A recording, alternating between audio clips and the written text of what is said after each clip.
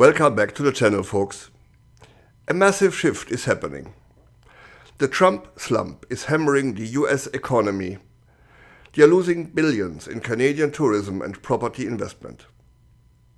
But up here, Carney isn't waiting. He is in the midst of a plan to pivot Canada away from our dependency on the US. And Canadians aren't waiting either. Canadians hit Trump's America where it hurts the most. At their wallet. In a moment, I will show you a video of Vermont's Democratic Senator Peter Welch saying that his state has experienced a 40% drop in tourism since the orange idiot returned to the White House. In an interview with CBC, Welch attributed this decline to Canadian travelers choosing not to visit the US, naming the orange gangsters' threat directed at Canada as the primary reason. As Stat Canada reported that Canadians spent $3.5 billion less on travel to the US in 2025 than they did in 2024. And Canadian cross-border trips dropped by 7.1 million over that period. This decline is being felt by several US states, including Vermont, where tourism has fallen by 40%. Here, what Democratic Senator Peter Welch from Vermont had to say about it. Peter Welch is a Democratic senator for Vermont. Sir, thank you for coming on the show. I appreciate it. We mentioned there that 40% drop-off in tourism to Vermont. How much of that is directly tied to Canadians not traveling to your state? Basically 100%. I mean, that's what our main tourism is the Canadians. And it's two things. One, obviously, an enormous economic hit to us on tourism, but we also you're our biggest trading partner by far. That's true for 34 states in the U.S., but we export $600 million to Canada, $2 billion come in from Canada, and that helps us in our own manufacturing. But, there's another part of this that's really heartbreaking for us in Vermont. It's the emotional rupture. We have many of our bed and breakfast, our ski areas, they look forward to Canadian families coming back. And many of them would always come on a certain holiday.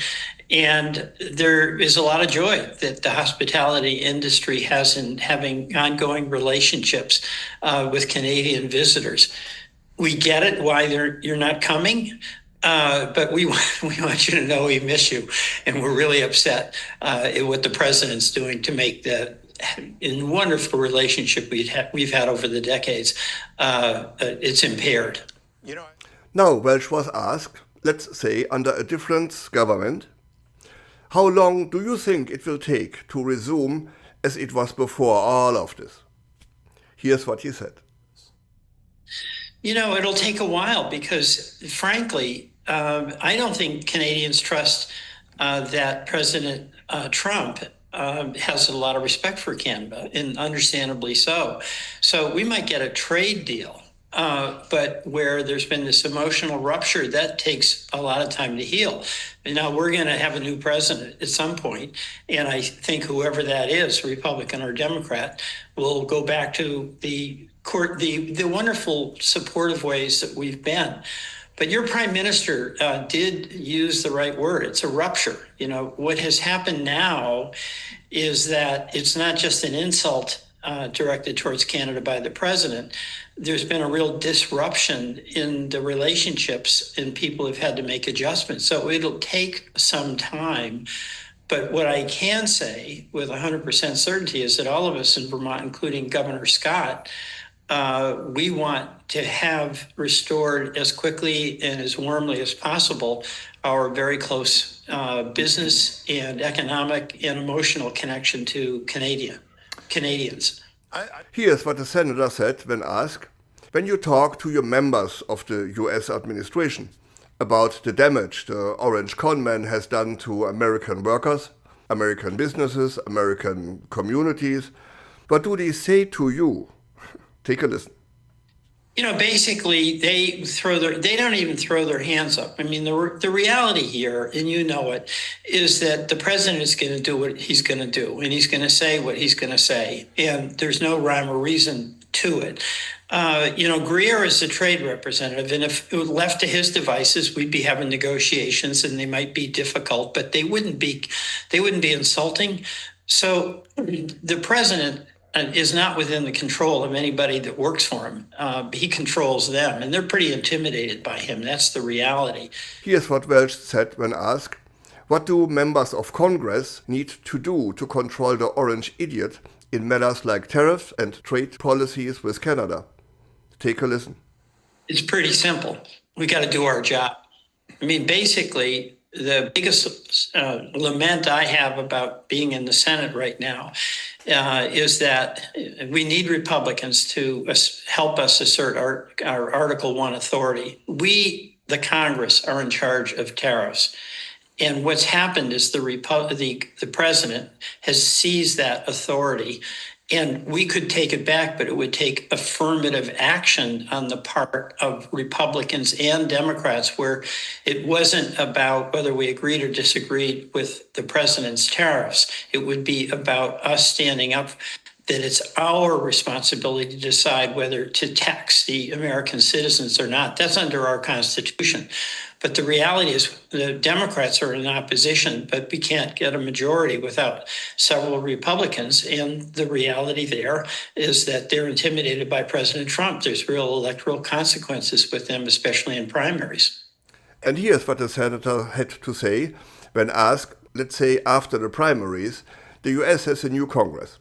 Do you expect to see your Senate colleagues will take a more affirmative stand towards real policies as they meant to? Take a listen. We'd have to have a majority. I mean, the Republican Party is under the thumb of the president. That's even after the midterms, you think? Well, I think he does control them, but here's what will be different. If we have a majority here, we'll have the votes.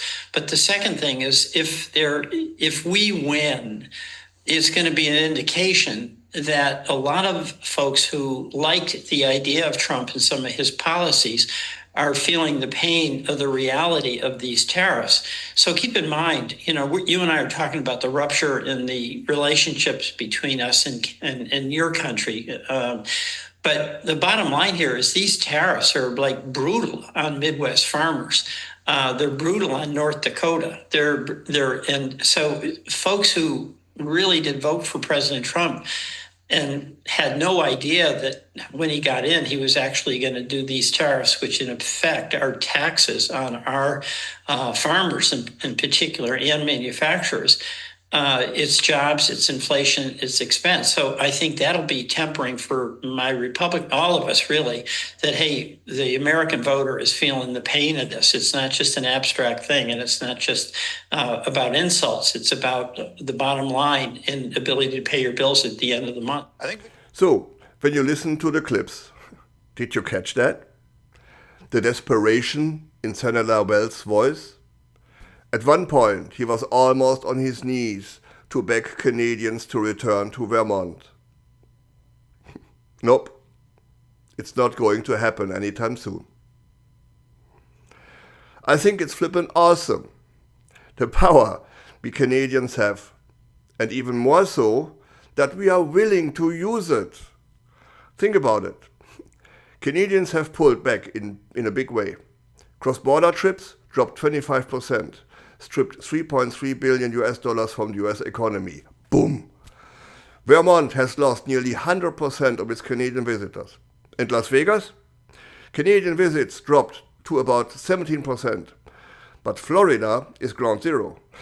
When you rely on Canada for half of your international tourism, that hurts. Orlando and Miami saw a 55% drop in Canadian visitors. And get this, 54% of Canadian snowbirds who own property in Florida are selling up. They're cashing out and heading home. This is the Trump slump. Tariff, border harassment, and political rhetoric drove Canada away. And Trump's America is scrambling. Now, while the US panics, Carney is making moves. He's established clear structural pillars to pivot away from American dependency. First, global trade signings. We are diversifying new deals with Indonesia, the EU and Germany, selling to the world, not just to the US. Second, there's energy pipeline redirection. We are doubling crude exports to Asian markets. Full market value, no more discounts to Trump's America. Third, nation-building infrastructure. 27 major projects worth $200 billion and more. Roads, ports, pipelines built by Canadians for Canadians. Fourth, there's international trade integration, cutting provincial trade barriers by 15% that injects $200 billion into our own economy just by trading among Canadians. Carney said it best, everybody wants to do more with Canada, except the United States. And you know what? We respect that. Listen, my friends, the world is changing. While the US builds walls, we are building bridges to Europe, to Asia, and across our own backyard. This isn't politics, it's about workers, families, and our own future. Here's my question. Are you traveling differently or buying Canadian-made more often?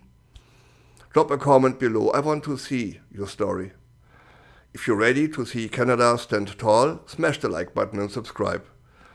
It's our time now, folks. Thanks for watching.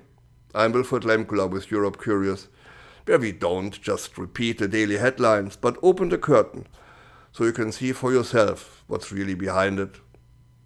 See you in the next one.